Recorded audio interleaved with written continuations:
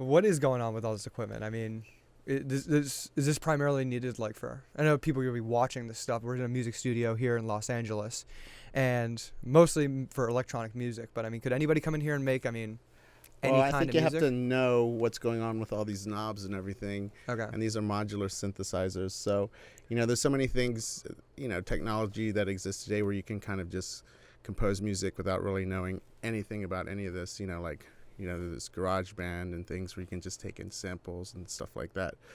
It's kind of similar to being a photographer and having a dark room. People don't really use that these days, but this is kind of similar to having that sort of thing.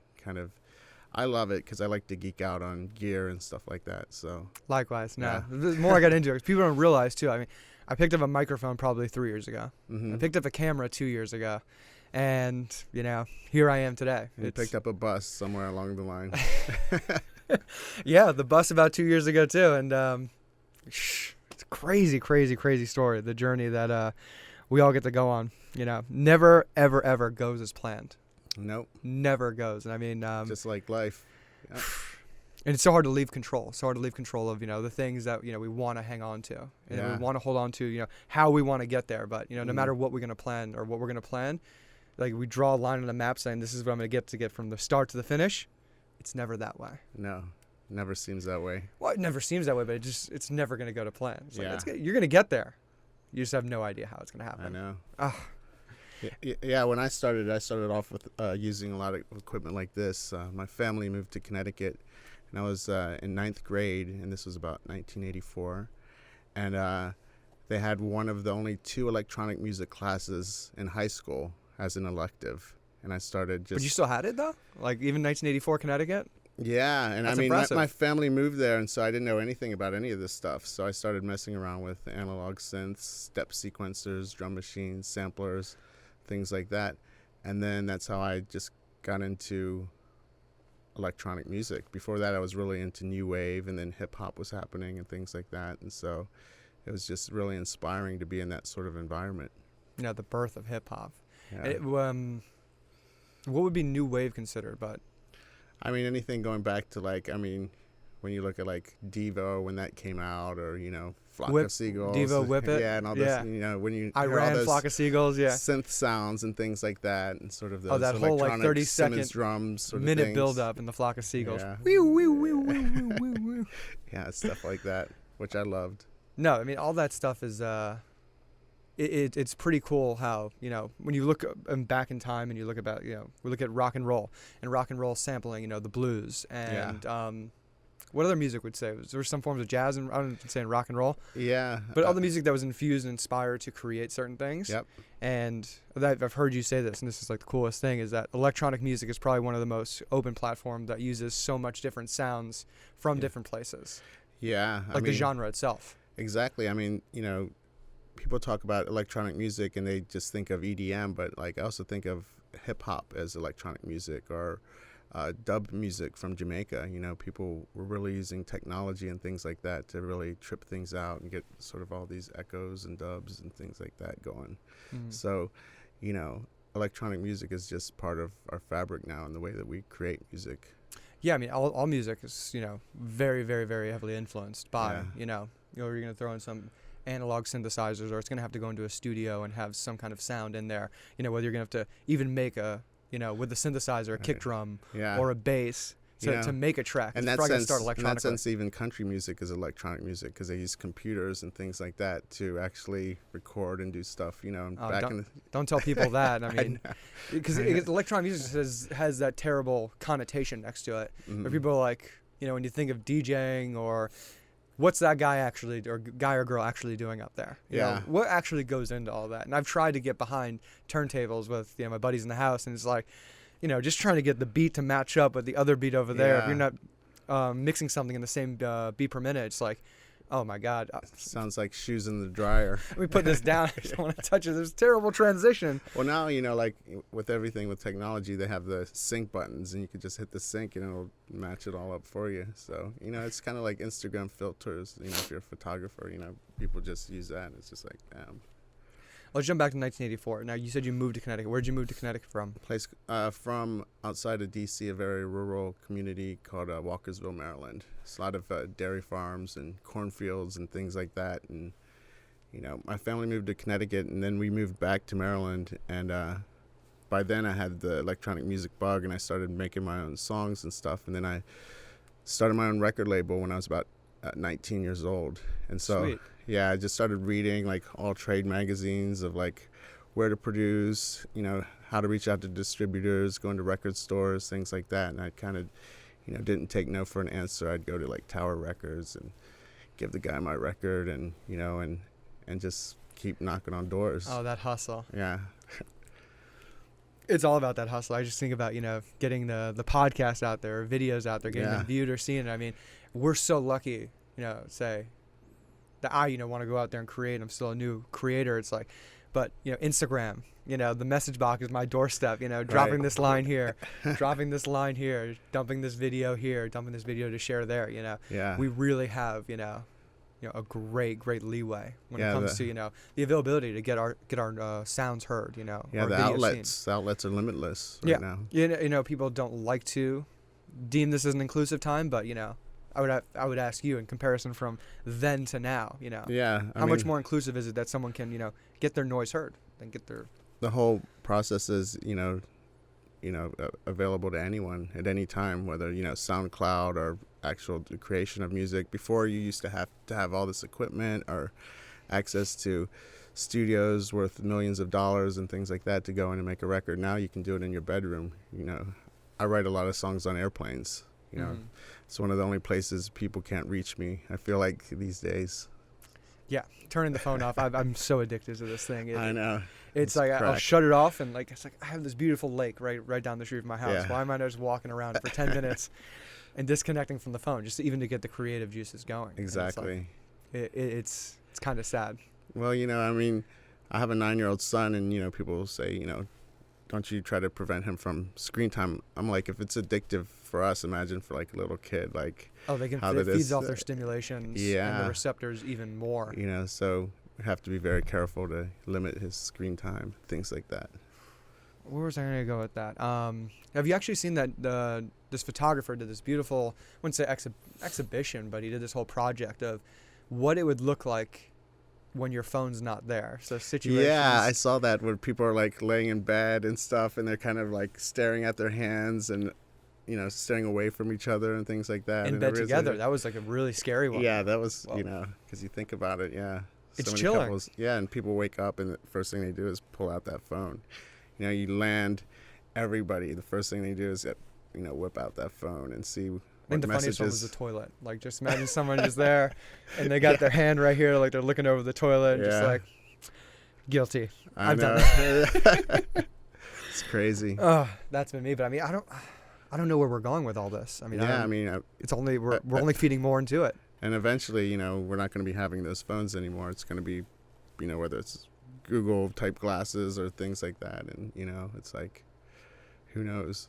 I mean, you're working on stuff with that in terms of like virtual reality. Yeah. In your project, is that the part of the Garza project? Well, I have this label called Magnetic Moon, and it's a content portal. You know, so it's not just a record label in terms of making commercial music or you know, music for, you know, people to listen to, but we also work with like a friend of mine at UCSF. He has a company called Neuroscape, and they're doing virtual reality to deal with things like ADHD and other attention things, and to stimulate the ability of a person to be more rhythmical. And so working on that music, and then we did a thing for King Tut. I remember you showed me that. Yeah. That looked really cool. Yeah, a friend of mine went to King Tut's tomb and did a virtual, you know, I guess, volumetric scan. And they have this thing over in London at the Saatchi Museum, and you sit in this pod and you travel through King Tut's tomb and stuff like that. So I did the music for that. So also working, you know, with tech companies and things like that, and to create these experiences, but also bring the musical component to all that. So that's part of what I do as well. That's so cool. And, you know, it's like, I'm not playing devil's advocate here, because I think it's like it's so tough to predict or say if it's a good thing or bad thing in terms of. I think people need to get out and see the world, but so many people don't have the fortune, they're not fortunate enough to go out and see it and experience it. So when you can create things like this to inspire people who have no idea these things exist, it's a beautiful thing. Or imagine, like in the case of King Tut, you have kids from, places in America where they don't have access to travel and things like that. The same way, they can travel to King Tut's tomb, and it's more interesting to be inside, of that than read a book about it, a boring textbook or something like that. Oh, I know. And you have someone in an older generation telling you a story that's not compelling or interesting at all. And I've sat in one of those pod chairs in the virtual reality, and oh my God, if you can give a child that experience to go in the pod, like through the temple, because it's one of those spinning egg chairs that rotates around, so it completely distorts you from where you are, what you're experiencing, and helps you really so it's really immersive in the experience. So I think the one I was in was like I was in a lake, and then I'm there and you're completely disconnected. I kind of knew I was in a room, but and then all of a sudden I just get shot into a portal, and then I'm in a woman's stomach with a baby, and the baby's like all the electronic synapses are firing in the brain. Wow. Just looking over and like smiling, it gives me a thumbs up, and just like, and then it ends and just like, oh my God. Yeah, that's amazing. I mean, the dream is that there's a lot more, that there would be a lot more of that sort of content, but I also am scared at the same time it's going to turn into more people just living inside the Kardashians' house or something like that. That's what they're going to want to do with virtual reality. But see, that's the issue. People living vicariously through other people, not realizing. And again, that's been like the interesting thing with entertainment. Or people that are very provocative or interesting or appealing. They're going out there and they're not afraid to see the world, experience the world, or share or tell you about it. Right. I mean, that's just like with even musicians or comedians back in the day. That's what you had to do to be seen. Yeah. You had to go on tour. Yeah. Well, I think that's kind of one of the sad things too, is that when artists or comedians or musicians have opinions about the world, people will say, well, why don't you just do music and shut up, or why don't you just tell jokes and shut up? But those people are one of the few strata of people in our culture that can travel around to all these different places, whether it's New York City, West Virginia, whatever, and they actually get to see the world, so they have a better handle on what's happening in terms of where we're at as a society. So who's more, they're very able to talk about what's happening in the world. And I think that's important. That's a great way to put it, because I'd say in our time, was it politics, the media, the people who we relied on, politicians go out and take care of everything for us because we live here and you're representing us. Right. They're completely out of touch. We're talking about how fast society, civilization, technology move. Like, these people just aren't even on the pulse. They don't even know how to come out here and talk to me. They're putting hot sauce in their purses and saying they're in it, and just like, okay, you don't get it. Well, yeah, I'm sure just by you taking the bus down to South America and things like that, you're probably aware of how many politicians aren't even aware of what's happening in a place like Latin America or something like that. And you look at Venezuela stuff, that right there. Like, why, Nancy Pelosi, you hate Donald Trump, you don't want him in there, but you still just passed $131 billion spending bill for him to go off and blow up or do whatever he wants. And it's like, why are you applauding that? We don't want that. Exactly, yeah. And we can't afford health care, but we can afford to do that. Exactly. Those bombs don't, favor you or I or just anyone else in the States. We don't have access to oil rights to go start drilling in Iraq. Well, that's why, that's very interesting place for the government, is there's oil down there, and so now they care about Latin America, but they don't care when people are trying to escape violence or, poverty and things like that. But if there's oil down there, then you can bet we'll be down there. No, it's a sad thing. I mean, look what happened with Colin Kaepernick.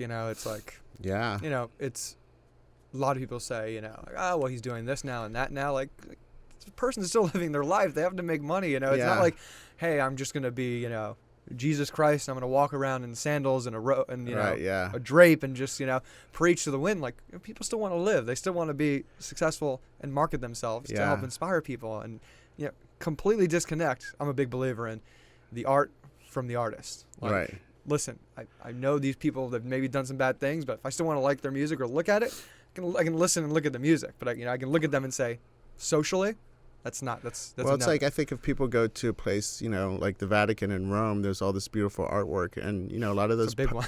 a lot of the popes at the time, they would hire artists who lived very, crazy lifestyles and hung out with murderers and thieves and stuff like that, and they were not the nicest of people, but they created some of the most eternal artwork that we have on the planet, and people still go this day to the Vatican to see those, works of art. I mean, they have their own country. Their own country. They have walls behind it. They don't even care. Pedophilia case, we'll slap that away. Get that out of here. They're the original, mob and gangsters. That's it. Yeah. Well, I see government as organized crime. And, I think Scorsese portrays that beautifully in all of his movies because he does mobster movies great. Yeah. Have you seen The New Irishman? I haven't seen it yet. I'd watch it again. It's 3.5 hours long, but, I mean, it's Pesci, Pacino, De Niro, Keitel. I got to check it out. Man. It's just, again, like when he does the mobster movie, and I was watching with a buddy who's a filmmaker, and we were just stopping and playing, rewinding, going over cuts and everything, and I'm just like, oh wow, just getting a better appreciation of it. Excuse me. I was like, God, that's just one guy. I wish he would just, make as many more movies as you can. You're older, especially with that cast that he has. Oh man. But it is true. I love that Perry Farrell lyric. The gang and the government are no different. What song is that from? 1%. 1%. Back in the day, yeah. Even a song called 1% back in the day. Exactly. I mean, it was relevant then. It's relevant now. I know. Pretty wild. So let's jump into Thievery Corporation. Yeah. You've been with this band. You started your own record label at 19. Was that a part of Thievery Corporation? Well, it was called Juju Thievery Corporation before I met Eric, and Eric had a little studio in D.C., and I went to master one of my records over at his place, and he wasn't there. So I was working with the engineer, and I mastered one of my singles that was coming out. And then in 1995, I was working with another friend of mine who had a record label, and I was helping him out. And my friend said, do you want to go to this house club to see Todd Terry, or do you want to go by this? Is that the Norwegian guy? No, you think Todd Terry. Todd Terry, yeah. I guess that's how you pronounce it. Whenever he says his name, I was like, yeah. Because I love that guy. Yeah. That guy's great. Yeah, no, he is great. Yeah, I love his music too. No, but different guy. So anyway, my friend says, do you want to go to this house club, or do you want to go to this lounge that a friend of mine opened up that plays bossa nova, jazz, and reggae and dub? And I said, let's go check that place out. So we go there. I meet Eric. And I walk in the door, and they're playing my favorite song called Waters of March, Aguas de Marzo by Antonio Carlos Jobim and Elise Regina. And I fell in love with this place, and I meet Eric, and he's like, you're Rob Garza, Juju Thievery Corporation. He's like, I always thought that was a cool name. What if we just shorten it to Thievery Corporation? Well, this was a few weeks after, but we started working together. We put our equipment together, because in those days, if somebody had like a sampler and I had a drum machine, we could get together and do a project. Now, these days, everybody has everything on their laptop, so you don't need to work with other people in the same way. So I knew that Eric had, some keyboards and equipment. He knew I had some equipment, so we're like, let's get together. So we started just making music. In the first session, we made 2 songs, and from then it's been very prolific.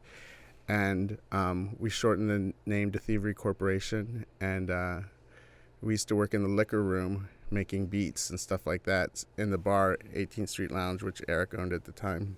And it was pretty crazy because, we're working around all this alcohol, these wine vendors are coming in, or tequila vendors, like, hey, do you want to sample this new tequila or wine or whatever?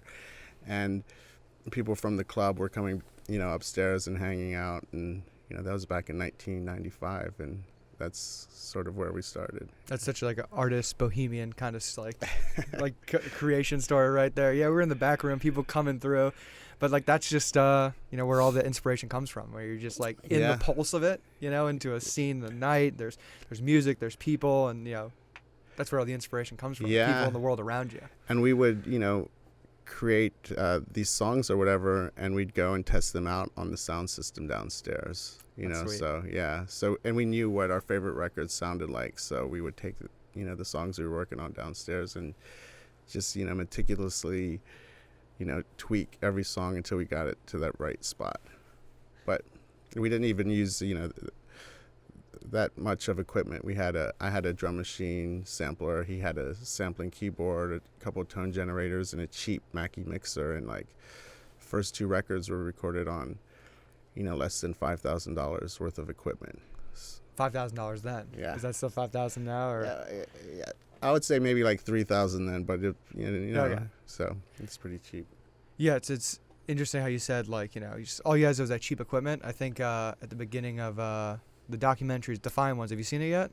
The one I was telling you about, the one Jimmy Iovine and Dr. Dre. No, I have to check that out. It's on my list. Yeah.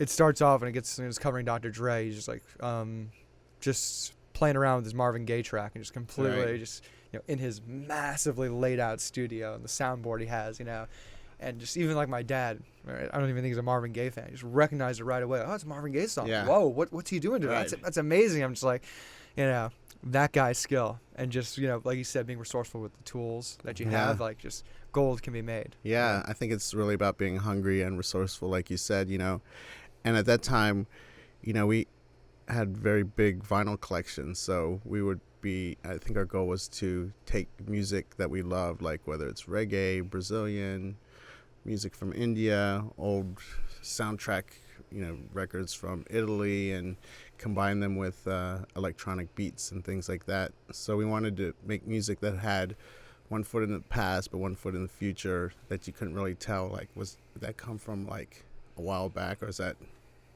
something very modern? Yeah, I mean, that your music definitely has that mystifying effect of the Thievery Corporation music, for sure. Where it's like you said, not new wave sound, new wave of the synthesizer sound, but where you're sampling so many sounds from around the world. Yeah. Like, I didn't realize the bossa nova. We talked about last time, the Brazilian music. It's like, oh, I've been listening to bossa nova for years. Yeah. Like, just Astrud and João Gilberto exactly. on the kitchen. And people are like, what the hell are you listening to? I'm like, no, this is good stuff right here. And I always, thought about, records and things like that as, really sort of time traveling, because, you can kind of go back to 1980 in London, or you can go to 1965 in Brazil, or you can go to a club in 1950s in New York, and that's those sounds and those songs will take you right back to Do you that have time a and place in time that you'd say, if I can go back and live in one place in time to be and experience it? Well, I think I'm happy being here, as crazy as it is, but if I had to choose a time, probably like mid-60s, when Brazilian bossa nova was just coming around, and that sort of like optimism that existed in Brazil. I find that a very fascinating time. Mm-hmm. Have you seen Midnight in Paris, the Woody Allen movie, where I have. Owen Wilson plays him, and it's that same kind of feel that I love nostalgia, and I'm trying to write this book, and he goes back in time every night to 1920s like France, because again, you think of that time and place to be. Yeah. Of all the artists and the writers and actors who lived there during that time, and just oof, what a time. That had to have been so inspiring. All these people from all over the world, getting together and talking and that's creating. That's when the world really kicked up a notch, and just we're a 1 billion person population, and then when that next industrial wave kicked in, because the industrial revolution started, but 1890s and 1920s, like France and Germany right there, like the end of the Victorian time, things got a little faster. Right. It's like, that's just the place I would. But it's like, imagine if that existed now, everybody would be in those cafes staring at their phones, No, it wouldn't. I'd want to say I'd be. I know. Well, and I feel that's kind of what separates us, because, I think growing up, when we grew up, it's like, in a household, there's, one television or whatever. I'm older than you. So, but, and everybody, you went to school the next day, and everybody kind of watched the same things, knew, what was happening. Yeah, WWE wrestling. Did you see what The Rock did last night? Those sorts of things. And, and now it's like everybody's a consumer. Everybody has their own phones, their own screens, their own phones, and so it's like, so all of us, even in a household, are separated, and it's just like, and so that sort of communal spirit of, people getting together and talking and cafes or whatever and things like that doesn't really exist in the same way. That analogy is so true. Because I remember when I came into my house, and just like, I was the oldest, and I got a TV, and we're like, whoa, Brandon gets a TV? He gets his own TV? It's a big deal. Yeah. Like, whoa. And this is like a TV that was probably, not the size of this desk, but about 30 inches, but, like this fat. Yeah. Like in the back. Exactly. Think Big about box. Big box. All the technology we have now condensed into such smaller pieces. I mean, to say this or that up there is like your TV exactly, now. Yeah. It's truly remarkable. What's the longest you've gone without sleeping to make a song? We're going back to, to being in like the 18th Street. I'm not one of these people who likes to stay up for 3 days or things like that. I mean, when it comes to working on tracks, I mean, especially in the early days of Thievery, we would have the songs up for basically like 2 weeks, because when we had our equipment, like to load in the sounds and everything, you'd have to load in like 10 floppy disks, so we wouldn't want to turn the machine off. 3.5 megabytes only, right? Yeah, we wouldn't want to turn off the machines, because then we'd have to, load in, on both of our pieces of gear, all these floppy disks. And so we would leave songs up for like 2 weeks, and we'd go and just listen, and then take them downstairs to play them on the big system. And then we'd finally get it the way that we wanted it. We would bounce it to digital audio tape. So the first 2 records, there's no multi-track recordings. It's just a 2-track digital audio tape. So we kind of did everything as a performance, and at one point we just bounced it to it, But in terms of like staying up for a song, I mean, not that long. Oh, you totally forgot here. Like, we're in the band right now. It's kind of like a night out. I need my sleep. Like, I need my space. At a certain point, yeah, I'm kind of more about letting the songs, come, and not, pressuring myself or, to, go crazy over it. I like to let it happen naturally. Because I think about this when you guys are on tour. I know you guys have, sometimes 5 different singers. Yep. Coming up there. And is that the same thing that's going to be going on with this tour right now? No, so I'm touring with a 4-piece. We have a singer named Emmeline. She lives here in Los Angeles, and a singer named Yesek from Minneapolis, and a band called Enemy Planes, and a drummer, Jess. And so there's going to be 4 of us. We're going to be traveling in a van versus 2 tour buses with Thievery Corporation. Thievery Corporation is like a big cruise ship, in terms of like... like festival headliner kind of thing when you be coming in with the crew. Yeah, and, with us, we're going to be traveling in a van. It's going to be, just pretty like going back to old school, the way it was when, it started back in the day. Sweet. So, yeah, it's going to be fun. So then when it comes to the Thievery, how do you plan out a performance when you have, or how do you plan a production? Because I think about... I like to have my hand in all the moving pieces when I'm setting up a project, but, you have just 5 different people singing up there. How do you manage that in the show, pre-production, like during the show itself? Well, there's the music side, and, me and Eric work hard on getting the production that we love and the sound that we love, and collaborating with the different artists that, we're inspired to work with. It just sounds like, whoa. Yeah. How do you manage these moving pieces like that? And then that's one side, but then on the road, it's a different beast. You feel like you're in a submarine sometimes, because it's just like, you live on these tour buses for months, and, you get out and you're like, you're raring to go, like, and perform and play. And with that many people, it's really fun, and there's never a dull moment. It's like you're a big family, and at the same time, it can be kind of crazy too. And, you feel really close with these people because you've traveled all around the world together, and given your music and everything, and it's a really special feeling. Would you say you're more in charge of handling schedules and personalities, or is that someone else that handles takes on that project? We have tour managers, production managers, front of house guys, people who work on the monitors, lighting, things like that. Gotcha. So there's a lot of people who excel in what they do, and there's a lot of things that I don't excel in. So I'm sure you've dealt with some personalities throughout your time. I mean, you've been in the industry for a long time. For sure, and that always keeps it really interesting, and sometimes it can feel a little cramped in terms of like being on a tour bus. After a while, you're like, okay, I'm ready for this thing to end. You've always finished the tour? Yeah, always. Okay. Always finish the tour. I haven't missed any gigs except when my son was being born. I missed a gig, but that, in 25 years, It's pretty good. That's good. That's good. Because I can think about on that bus, those personalities, just energy here, energy there. How do we make this person happy? This person can't perform. Yeah. I need them to be hitting this note, and he or she's just being a piece of shit. Like, come on, it's not about you. Yeah, no, there's times where, you think if this tour went on another 2 weeks, we would all kill each other. Thank God it's ending. Like, Mm-hmm. So that was sort of the way at the end, and I say that with love. We're all like, thank God this is, we're at the end of the tour. We did a tour from October and finished at the end of December. And by the end, some nights you're playing like 6 nights a week, and it gets to be a little grueling sometimes, I know tour life, man. Yeah. But I remember I was in San Diego one time, and we had like 6 nights in a row, and I'm walking back from the venue and going to my hotel room, and that night I was just trying to get through the show. It's kind of like feeling a little bit more like a job, in a sense that wanted to get through it. And this couple comes up to me and they tap me and they're like, you're Rob from Thievery Corporation. We loved the concert. And they said, our first concert we ever went to together was Thievery Corporation, and because we had such a great time, I proposed to her right there, and now we have a baby, and you realize the effect that your music can have, even, some nights when you're tired and just trying to get through the show, like, you're inspiring people.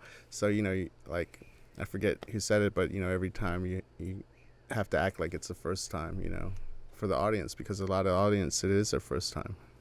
Fact. And it goes back into what we were talking about before. People are like, oh, you shouldn't have a say in this. You shouldn't have an opinion on that. Right. But at the same time, like, how many people are you affecting and changing? Like, I remember the first time a kid asked me for my autograph, and it just like, wow. Actually had, the numbered jersey on his shirt, and I'm just like, whoa, this is incredible feeling. Yeah. Like, I'll still get goosebumps, like, thinking about that time. 'Cause it's like, well, how do you know it's going to affect somebody? How do you know it's going to change people? Another thing that I love about what we do as Thievery Corporation is, it is very multicultural in terms of the music, multi-genre, sort of like this, we call it outer national sound, Outer national, that's cool. Yeah, sort of transcending, these national boundaries or whatever. And, our audience, it's all different age ranges and people from all different parts of the world. And, I think that's very inspiring as an artist, and the message we send to people. We have a singer, Lulu, she's from Tehran. And, I can't think of too many bands that have singers from Iran who sing in Farsi. I think Thievery Corporation is one of them. We also have a sitar player. I don't know too many bands that travel around with actual sitar player, so. Well, not just travel around it, but, infuse it so well. Like, with, like how you guys do it. And again, it's like, when you see someone singing Farsi or hear someone singing Farsi, like, what actually is triggering you? What about what this person's doing, Well, I think it shouldn't, and it's a good thing. I'm saying that people get to experience that. They get to hear that. And exposing people to art and music from these other places, I think, inspires humanity in people towards those other cultures, and not just relying on what they hear from CNN or what our politicians tell us and things like that Iran is the evil nation and things like that. And you realize that there's this beautiful culture, beautiful people, lots of art and music and poetry and things like that. Yeah, I mean, until those people, like, politicians, the people that tell you about places, like, till you're out there eating with those people, until you're going out there bleeding with them, you don't know anything. Like, those guys meet people from other countries, probably, in Geneva, Switzerland or whatever, and think that they understand, the country of wherever. But so you go to Colombia, make cocaine with a Colombian. Do you actually know what it's like? Did you do that? Yes. Oh, really? Last bus trip, yeah. Is that what that thing out in the backyard is you have? Right now? That massive thing? That's a huge plant. Yeah, huge cocaine. Plant. We're making our own. Okay, great. We're not actually making our own. No, that's all a joke. It's not serious. Just joking. No, but I mean, again, like, that's like the weird gonzo journalism stuff that I like to cover. It's just like, oh, like, this is, this little powder that affects people not just here in Colombia but all around the world. Parties and fuels nightlife here, but people here don't even touch it or use it. Yeah. And they're making pennies. So what someone's going to sell and make it? Like let's go tell people what actually goes into this. Yeah. What this experience is all about. You know, it's so fascinating. Yeah, and the people who actually have access to it and are producing it, like you said, make virtually nothing. And then it ends up like at the top of the food chain or whatever. Yeah, I mean, you have people in the UK, snorting it during their work hours more than they're drinking coffee. Yeah. To work on numbers and punch in numbers here and there all around the world. And it's just like, whoa. And it's illegal. It's like, whoa. Yeah. I wonder how much of that goes into the finance world. So much, I'm sure. I mean, so much, yeah. They portrayed it in Wolf of Wall Street. Just nonstop in the office all day, every day. Exactly. Well, I think, you have to have a certain intensity for those kinds of jobs, It's nuts.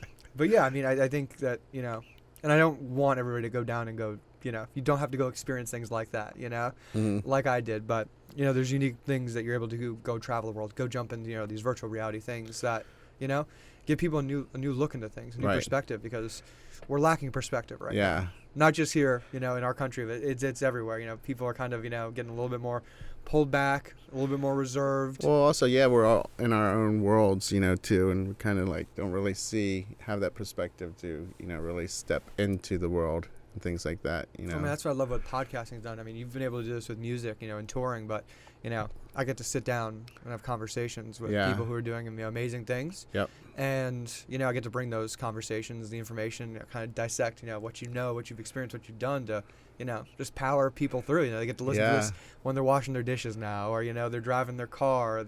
Like we said, maybe they're in the bathroom listening to this conversation. Yeah. And I hope it rings a few bells for people who are doing that, So, you can't know how you're going to impact people. And this is what conversation, what's another big thing lacking. People are more freaked out now if you say, hi, how are you on the street. I know, it's crazy. That's how I start conversations. Because also, I think if you're asking a favor for somebody too, you want to, bring them down to your level. You want to know, it's like, hey, how you doing today? Yeah. Good. Oh yeah, you guys have my bus. It's the Hoop bus. Is it done yet? Yeah, a lot of people don't like to talk as much, They're so, part of this sort of text generation, and I think it's more of a fear. Or do you think it's more of the technology? Probably a combination of both, I would imagine, But, texting, it just takes forever to have conversations and stuff. It's like, okay, you never know when it's finished, right? Like, I prefer a phone call. People hate that because they can't get me off the phone sometimes. Yeah, people hate that too. I'm kind of old school that way. I like phone calls because you just say what you're going to say. You're done. You can kind of read the other person's voice. If a person if you're like, do you want to go to the movies or something? They'll be like, yes, or something. Or they'll be like, yes. And you can tell person's level of enthusiasm or something, You made me think about it. What's really weird now, like when I've said I love you over text message, like to a girlfriend, it's like, I'm thinking about that. That's kind of weird. Yeah. Like, where's the affection in saying I love you in text message? Yeah. They could read it as sarcasm too if they wanted. If you were, There's a lot of ways to read all of those things. Yeah. Oh man. Yeah. Especially I'm a very dry humor guy. Just think about, women I spoke to recently who don't even talk to me anymore just because I'm just like putting my humor out there over text message and they don't get it. They don't talk to me anymore. Right. I haven't got a response back. So. That's funny. Oh man, that is bad. I was saying. So, we got all this, but we were talking about the production before, and I know in Thievery you usually worked on the light design and the set design. You had a really big play in that. And you guys have a new guy that's doing stuff like that or working on that. His name is Luke. Luke, our lighting guy. Yeah, he's been working on the lighting for the past couple tours, and he's really stepped up our lighting game, and really makes a difference. Lighting on a stage and tour like that. And so we've always tried to incorporate things, whether it's video, lighting, things like that. But I think over the years too, we stepped away from doing video because there's so much happening on stage anyways. There's 12 people on stage, so that keeps you really sort of enthralled, and you don't need a lot of other sort of video things. But the lighting that Luke does really accentuates everything. Mm-hmm. No, I mean, I can't imagine you guys have those 12 guys on stage, letting the video guys run through, capture what they need to capture, take their attention away from the, you guys, the musicians up there. Yeah. It's can a be mess. too much. Yeah. For sure. What does he do that's, what does he do that's different? Or what's like the biggest thing that he's added to the show and the performance? And what is the, does it give you a little weight off your shoulders now? Well, it's funny because I always say, I've never even seen a Thievery show, because I'm always on stage. So people are like, the lighting looks great, but I just have to see I can only see the pictures afterwards. So I don't really get to experience it the same way. I know that there's lighting behind me happening and doing all these cool things. I think it's about really having that eye and sort of, that sensibility of doing something really cool is what he brings, but I see the pictures, they look cool as fuck, but like I said, I've never seen a Thievery show, so you have to ask somebody else what it's like. So you haven't been to a Thievery show, let's say. You haven't been to one yet. I haven't watched a Thievery show. I haven't watched a Thievery show yet. No. But what other shows have you gone to recently? Have you gone to any good performances? Who's someone that's really just kicked it out of the park? Man, I'm trying to think. I can't even think. Give me a second on that, because I'm like, let it marinate. Let it marinate. Yeah, I'm like, have a sip of water, take a deep breath. Yeah, I'm like, because you haven't gone to a bunch recently, or? Well, I've just kind of been rehearsing. Oh, no, we've been on tour, so I haven't really, had a chance to. Actually, who did I see recently? I saw Tycho recently. That was really good. Okay. Yeah, I love his. Do you know his music? Know the artist. I can't say per se I know Yeah. any of the songs off the top of my head, but I've heard the artist. But show was great, and I love the visual aesthetic as well. I love the video. I love the music. He has a new vocalist. She sounds great. Her name is Saint Sinner, and that was a show that I can remember. But we've been on tour, so it's like I haven't been going to a lot of other concerts. So when you go to shows like that, I mean, are you got your hands up, you jumping around, roaming around, or you looking at it like as a musician and artist, and you're like judging it, critiquing Well, it can be tough going to shows, because I think when you're in the industry, you run into other people like promoters, engineers, people who are working sort of the lighting and things like that, and then so you start talking to all these people, or agents and managers and things like that, and so it's not as fun as it was back in the day, or if you go by yourself and with nobody around. Yeah. Oh, I know who I saw recently, the Pixies. I thought were great. Sweet. Yeah. Where'd you see them? I saw them at August Hall in San Francisco. But I went there, and then I ran into like 20 people that I knew, and so I had to like step away from them so I could just like go and listen to the music and just put myself in the middle. And probably my biggest issue. It's just like I need to go and disconnect. Like exactly. Don't listen to the sound. Don't listen to was that a terrible transition? Yeah. Enjoy it, man. Exactly. Yeah. Oh, it's the hardest thing to do now. Yeah, and that was one of my favorite bands growing up. Really? Yeah. I feel like they really changed the landscape. Back in the day, I got the first EP, Come On Pilgrim, and I remember hearing that, and that just kind of blew me away, and and just the intensity and singing songs in Spanish and things like that, and the subject matter they're singing about. But they're a part of 4AD, which is a record label in London, and Thievery, we signed to 4AD eventually. But the guy who did the artwork, Von Oliver, on all the 4AD stuff, he just passed away recently. But that was a great record label. It was one of my faves. Were you really pushing to sign with them because you were inspired by the Pixies? Well, a lot of other bands, like Cocktail Twins, Bauhaus, Dead Can Dance, and I loved the visual aesthetic they had to their label, and I felt like they really cared about, the bands they put out and things like that.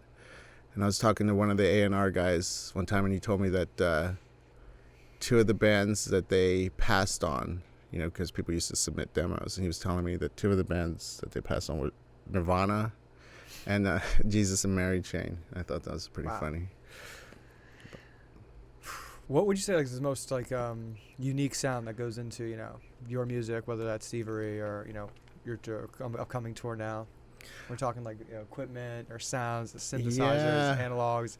There's a kick drum. What sound exactly is like your go-to sound that really brings you into the music and gets your track going? Well, we have a few keyboards that I use. Roland JP8000 and a Korg MS2000, which kind of we've used on a lot of Thievery records throughout the years. So that's kind of like one of my go-to things. But like, a lot of it just has to do with our inspiration. I think that there's a huge reggae and dub influence in our music, and that's part of like a foundation of what we do. And the sort of Brazilian Latin thing as well, and then there's the sitar. So there's a lot of things in the mix. I mean, as you see, you got the whole drape on right now. I mean, I feel like I'm talking to a gaucho. A friend of mine, she made this, and she gave this to me last night. So it's gorgeous. Yeah. No, even the hat and everything. Okay. You usually rock the hat. Yeah. Right there. Yeah, another friend of mine, she made the hat as well. You've been to? Have you gone to Brazil and actually, really, really? I've been to Brazil many times. I love melted into the culture. I had a girlfriend back in Brazil about 10 years ago now, so I spent a bunch of time down there as well. But I've also just played with Thievery down there. I love it. It's one of my favorite parts of the world. How about you? We mostly stuck to the West Coast. I didn't make it to Brazil yet, or Argentina. But no. Argentina, I know, has a very, very unique music scene. I know it just has a whole bohemian side of the culture, right? Like anywhere in South America, and people don't take offense to this, but this is just like the thing, is that a lot of Argentinians are, have no problem living that 1950s, 1960s, just on the road Jack Kerouac style of living. So it's like you're in Ecuador and you got a street performer out there, and people in Ecuador, that's an Argentinian. Just like, it's like, whoa, you just can't call someone who's doing that. Like, no, he's Argentinian. Right. Promise you. Yeah. And it's just like a really like open acceptance to, living that, very, I wouldn't say loose, but just open lifestyle. Yeah. On the road, exactly. making money or making ends meet the way you want to make it. Yeah. And I just know they have a really good, rock, techno scene in Buenos Aires itself. So, I mean, I'd love to get down there. Yeah, we played Lollapalooza, the first Lollapalooza in Brazil, which was great. And those are two of my favorite countries to visit. Do you have a favorite place in Brazil? Well, I love Rio. I think it's one of the most beautiful cities on the planet. Very inspiring. I was just watching Black Orpheus the other day. I don't know if you've ever seen that movie. No, what's that one about? Yeah, it's like a kind of adaptation of a Greek myth, and I think like it's like Obama's favorite movie or something. But like Antonio Carlos Jobim, he wrote the soundtrack for that back in the 60s, and that won at Cannes Film Festival, and it's just a beautiful movie. But you just see how beautiful that city is, and it's a very inspiring place to be. I love the food, the culture, the people, the music. Yeah, so. It's really interesting. The cities that are very similar in that sense, where they have this all-in-one kind of scenery and culture. He's thinking about L.A. Like you don't realize, like, you're just driving through these mountain passes, and there you're in the water, these hills that we're kind of in. Yeah. Out here, or you just look to see the Pasadena Mountains out here, and then there's Big Bear you can see from here, and it's kind of got everything. The desert just a little bit on the way to Big Bear, and with Rio it has those very, very, very, very high cliffs and bluffs, and the same thing with like Cape Town, South Africa. And out there, it's like driving on the garden route like up the coast there. It's very, very, very beautiful, and those are places like some of the most luscious, not ecosystem, but fertile soil where a lot of produce and everything is grown. It's just, they're really, really just hubs of humanity. It was so beautiful. I went to Kashmir one time. I don't know if you had a chance to. I didn't make it all the way up there, but I know of Kashmir and up in the northern India. That is one of the most beautiful places that I've been to. Just stayed on a houseboat in a lake, and horseback riding through the beginning of the Himalayas and things like that. It's just like really just that natural beauty. No, I know those areas up in India are truly incredible. The producer I want to work with out in India for the bus tour in India, which, sad to say, is going to take a little bit of hiatus. This whole hoop bus thing that's going so well. So, he really, really does a lot of. He's like the guy. That's what he's told me. Okay. But he does a lot of the shoots for a lot of big brands up there. Ducati, Harley Davidson. Oh wow. Works a lot with motorcycles. But he's going on. Is it Leh and Ladakh? Have you heard of those two places up there? No. Those are kind of more on the border towards China, up in Kashmir, and yeah, he's like, when the season happens, by April, when, the snow kind of melts, he's just riding up in there, doing shoots up there, and just like, it just That has to be amazing. Yeah, I was in Srinagar in Kashmir, and the other place I got to go to was with the World Food Program, because I've done work with them.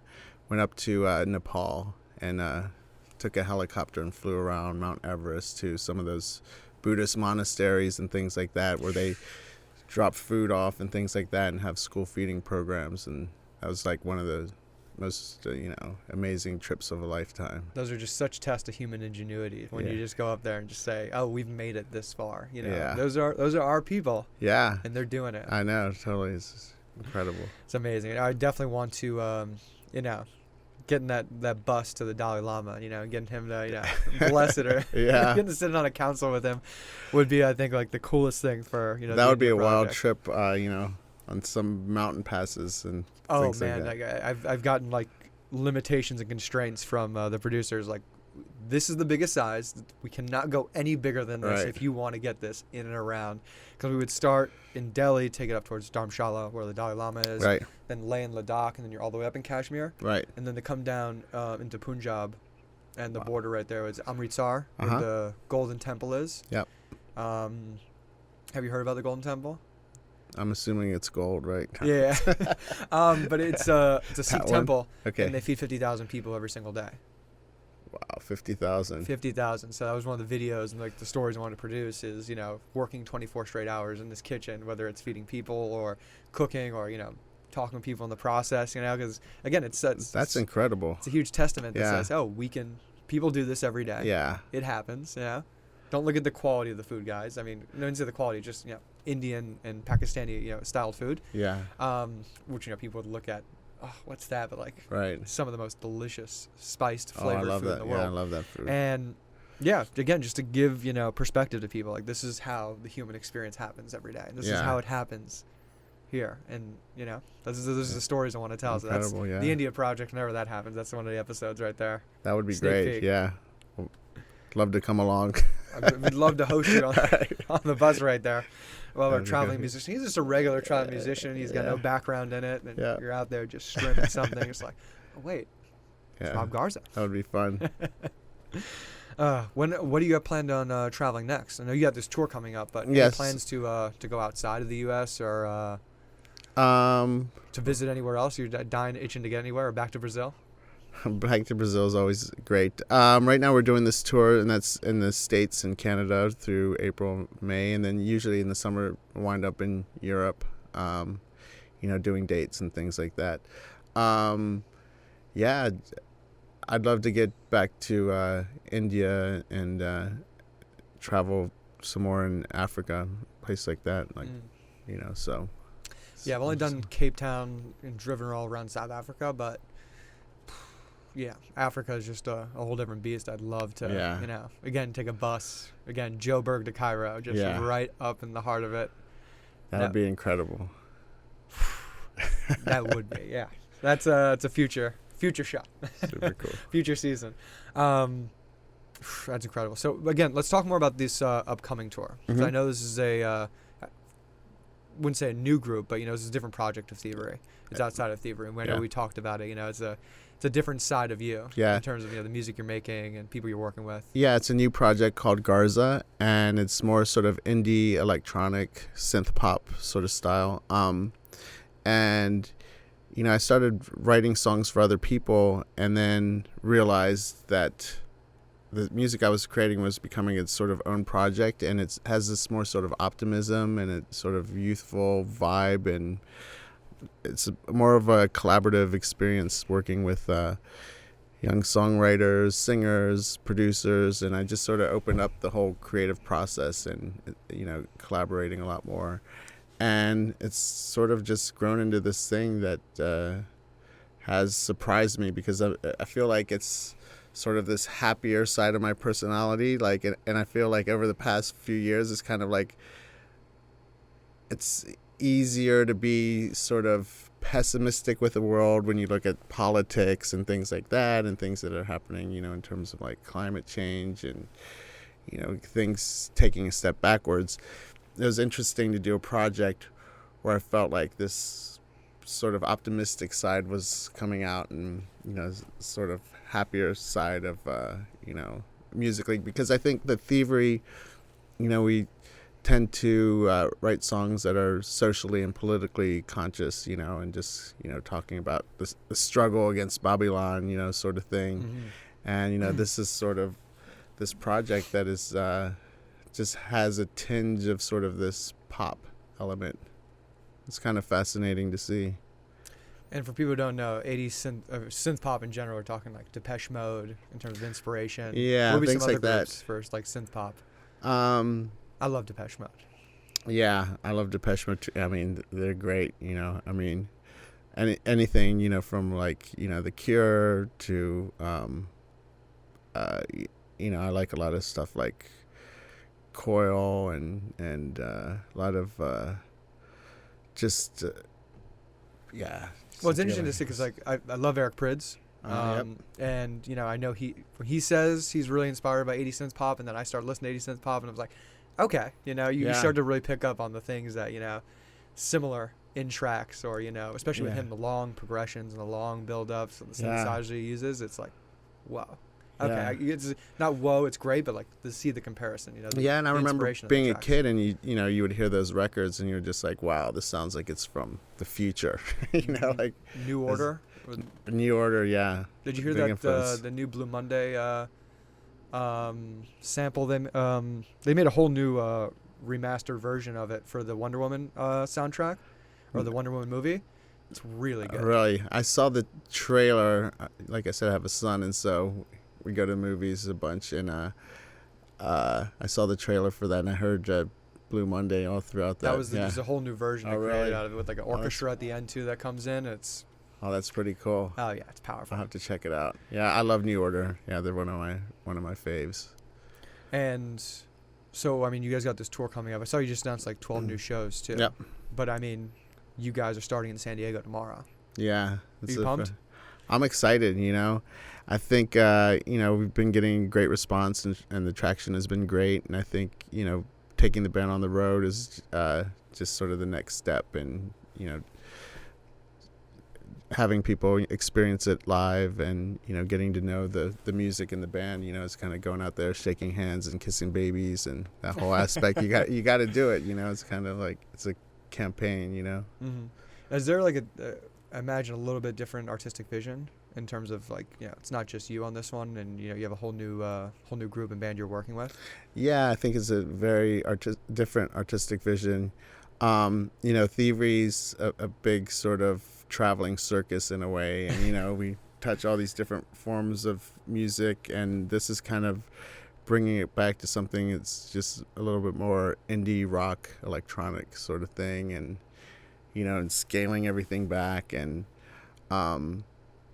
just working with different sounds musically. Mm-hmm. What would be like the biggest differences in the sound? I know we're talking indie pop, but let's talk a little bit more systematically. What are some of like the more? So a lot more synthesizers, things like that. It does have a little bit more of like a rock edge underneath it, and inspired by an artist like Blondie, Okay. Yeah, things like that. And we're also reinterpreting some Thievery Corporation songs, and that's fun to do them in different ways, because I didn't want to go out and start playing Thievery songs in the same ways that people have heard them live. So I wanted to sort of reimagine these songs and bring them into sort of this more indie dance rock sort of thing. I heard one of the new remixes you call them like symphonic remixes that are out. Are those part of the? Is that one that we played in the show, or that's still Thievery? That's Thievery. Yeah, we have an orchestral record that's coming out in a couple months here that we recorded with an orchestra in Prague. I remember I was playing it in here, and one of my buddies was like, whoa, Shazamming that. I've never heard that version of the song, because I was playing that whole soundtrack, or at least that one. That's the new one that's on there. Yeah. So yeah, it's appreciated in this household. Oh, that's cool. There's a lot of Thievery fans in this house. Oh, yeah. Oh, nice. Oh, yeah. Yeah, so this is, just a whole different way of coming at the music. And I feel like it's more electronic than what Thievery's been doing lately, And I mean, you, like I said, you've been in this for a long time. Yeah, we're talking. Was it 1996 when you were 19 or you were doing this, or that was just when you? No, when we started Thievery, that was 95. I was 25 years old. Okay. Yeah. So when you got your first label and created all that was 1989. Yeah. 89. Yeah. When I was born. It was That's when you were born. Still an 80s baby by 4 days. You know? Yeah. I brag Just about made that. it. I pride in that. But the way you've developed a fan base and a fan group throughout the times, you know, you were there when, you know, you're selling CDs and you're passing CDs out and people, you know, hoping to listen to it.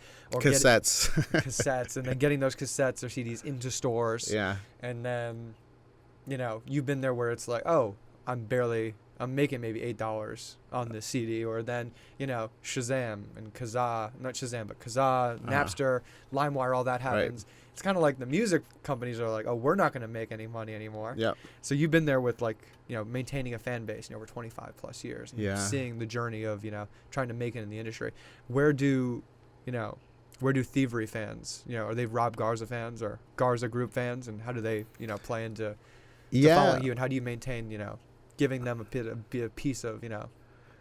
Yeah, I mean, you know, there are a lot of fans from Thievery Corporation who are interested in the different projects that me and Eric do, you know, because Eric has another project too as well called Echo Dome with John Maria, our engineer. And so those people, you know, are interested to hear what we're doing, and so they come to the shows and things like that, or that, you know, I also DJ as well. So you have some of that, and then, you know, a lot of times you make new fans, and that's great too, for, you know, to find people that have, you know, no idea who Thievery even is, and they fall in love with the music, and that's, you know, it's great to have a combination of the two. Is there anything you like try and maintain or try and like keep a certain consistency on to, you know, keep fans happy or keep a base happy in terms of, like, you know, creatively, like, oh, I want to make sure, you know, these are the things that I know people like, or I really know that I have a sound that sticks to, and I want to bring those things in, continue to, yeah, well, you know, I mean, I think if I did like a death metal band, you know, that might, you know, rattle a few ears or something, and people would be like, what the hell's going on? But, you know, in general, I think just focusing on a level of quality within the music, and, you know, really being inspired by what I'm creating, you know, that's what brings people in.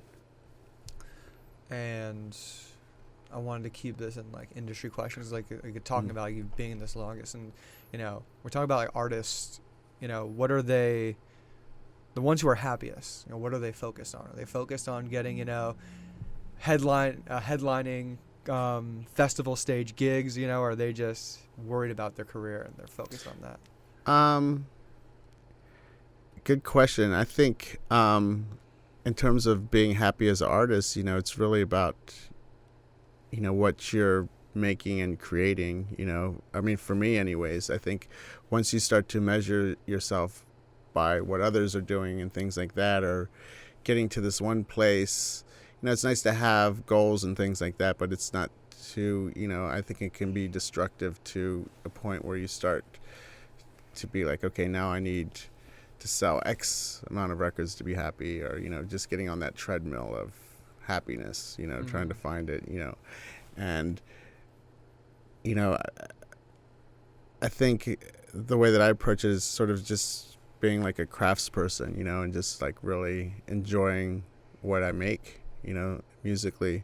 And that gives me the satisfaction. And, you know, the relationships that I've built with people over the years and things like that, that's like really important to, you know, have that. And you have a fan base of people who really respect your music, you know, and, you know, they don't, you know, if someone sees me on the street and they recognize me, it's because they care about the music enough to find out who it is behind the music, because, you know, we're not celebrities or anything like that, but people care enough that they love Thievery, so they find out who are the people behind that or whatever. So that feels fulfilling. So, you know, I think once you get, you know, to the point where you're chasing around the tail of, you know, of happiness and fame or these sorts of things, and you can just make yourself miserable.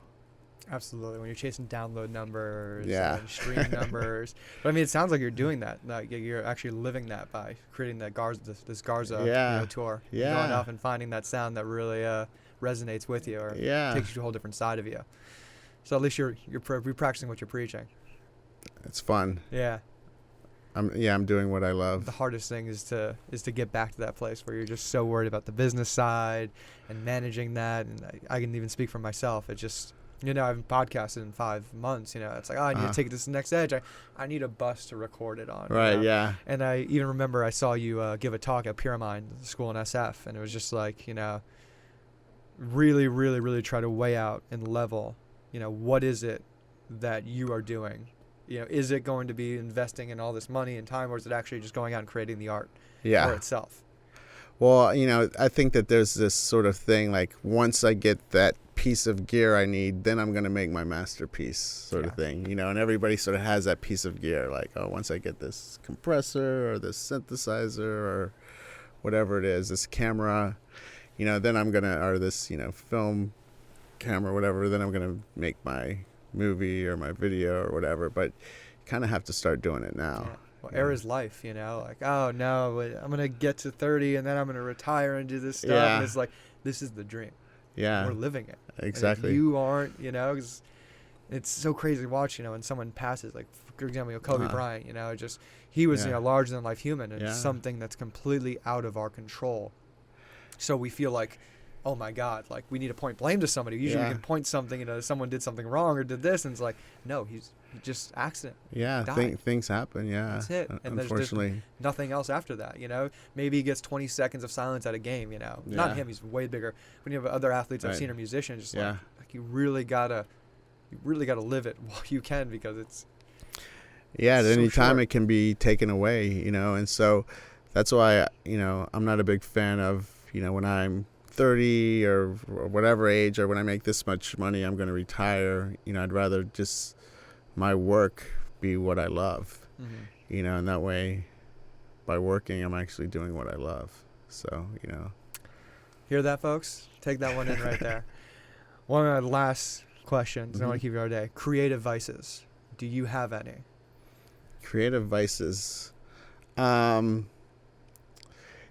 creative vice would probably be fun. I've been trying not to have fun this past year because it seems like fun just keeps, knocking at the door and creeping in, and then I get sidetracked from being as creative as I need to be, whether it's like people wanting to party and like or taking trips to places or staying longer after like DJ gigs and and those things can sort of distract you from your vision. So I think for the last year I've kind of been trying to say no to fun, and I say that no to fun.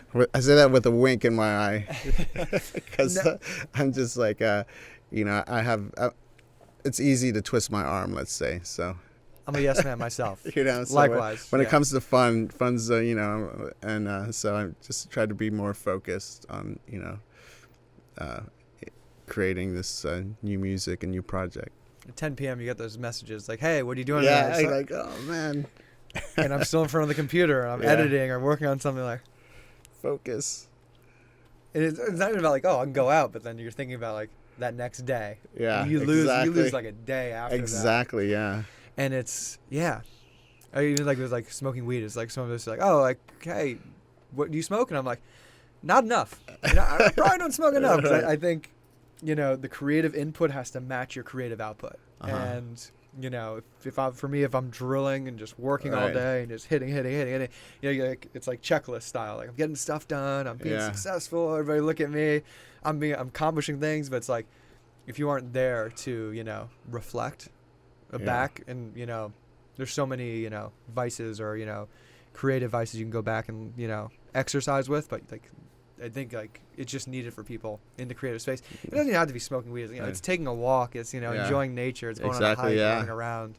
Yeah, in the music business, there's so many on-the-job hazards. As you say, it's like there's no hard hat to protect you from things like fall.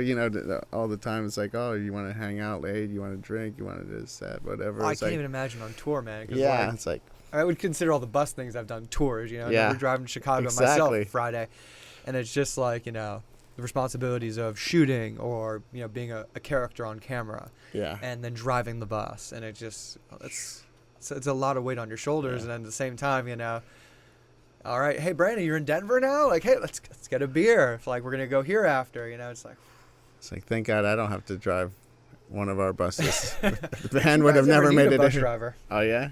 Okay. Yeah. All right. Yeah. Maybe we'll have to do that. Combine the two. I'll take you guys up on that. Take you up on the Yeah. Garza tour. Especially we'll test it out with the small van. Yeah. Okay. Yeah, Cool. We'll start with All the right. small van. Sounds good. I think I'm good on stuff. Yeah, Cool. You good on time and everything? I'm Or- great. Yeah. I'm good. So cool. But I'm gonna put this on to you to close us out. You know, anything just want to wrap up with in terms of, you know, not just tour, but, you know, you don't like that inspiration that we're talking about, that little Yeah. effect and push that we can give somebody today on this show. This one story I heard as a kid, I was probably about 17 years old, pretty much inspired me. One day there was this eagle's nest, and it was up on a cliff, and this eagle's egg falls down around these chickens. And, you know, the egg hatches, the little eaglet's walking around with all the chickens, and, you know, the eagle's like, I want to fly, you know, and the chickens are like, you know, we don't fly around here, we're chickens. And so the eagle's getting older, and he feels like he knows he can fly, and he goes and tells the chickens, he's like, I think I can fly, you know, I want to fly. And the chickens are like, you're an idiot, you're stupid, we're chickens, we don't fly around here. And so he's finally like older, and he knows that he can do this, that he can fly or whatever. And, you know, he goes and he tells the chickens, he's like, I know for a fact I can fly and I can do this and everything. And the thing I love about this story is you expect, like most fairy tales or whatever, the eagle to not listen to the chickens and fly. But the thing I love about this story is that the eagle never flies because he listens to the chickens. And, you know, as a kid growing up, that was very inspiring to me because it's a very real story, because I feel like most people are talented and have something to offer the world, but they listen to the chickens even until the end, you know. And I think that story hit home for me because, you know, growing up where I did, like, if I really didn't try to do that, what I wanted to do with my life and listen to the people around me, I wouldn't be where I'm at, you know. And that's what makes that story to me powerful. No, resonates with me as well. I mean, I'm a short white guy who is, you know, I'm going to be a professional basketball player. Yeah. Sure. Yeah. You know, especially as you get older. If you can tell somebody at 10 years old, like, oh, it's cute. Yeah. 13. Okay, Yeah. sure. 16, like, what's your major going to be? This and Yeah. that. I'm like, I'm gonna be a basketball player. You know, Exactly. You have to have not just the blinders on your eyes, but you need to have them, you know, a filter on your ears to what Yeah. you take in. Exactly. And, you know, because, you know, and it's nothing bad to those people. We won't call them chickens per se. Yeah. But that, you know, they care about you, they worry about you, they want the best for you. But exactly. you just, if you know what you want to do and you want to be, it's just a Google search away. Yeah. That's not even my quote right there. It's a buddy of mine. That quote, the only person stopping you is yourself, you know. It's like, truly inspiring, man. Thank you. Cool. Thank you so much. Thanks for having me. For jumping on the show. Yes. Everybody, if you're watching this on YouTube, we'll do the whole spiel. Go check out Rob. Go check out Rob on Instagram, Facebook, and go check out the Garza tour. I'm gonna make sure this is gonna be out by. Usually put something else out on Monday, but I think I'm gonna switch it from Wednesday to Monday. Okay. Because I know. Cool. And yeah, check out the tour. They're gonna be touring all around the U.S. and they're gonna be hitting Canada. I know they added a bunch of shows. It's gonna be going into April now, right? Yep. Go check it out. Check out Rob's new sound, whether you're a Thievery fan or you're just solely a Rob Garza fan. Go out and check it out. And guys, make sure you subscribe to the show, like the show, share the show. Remember, it's all about you guys being out there promoting and sharing these things that people get to see more of this content and get inspired by what we get to talk about on these programs. So, bust us out, guys. We'll see you on the road. Thank you again, Rob. Thanks for having me.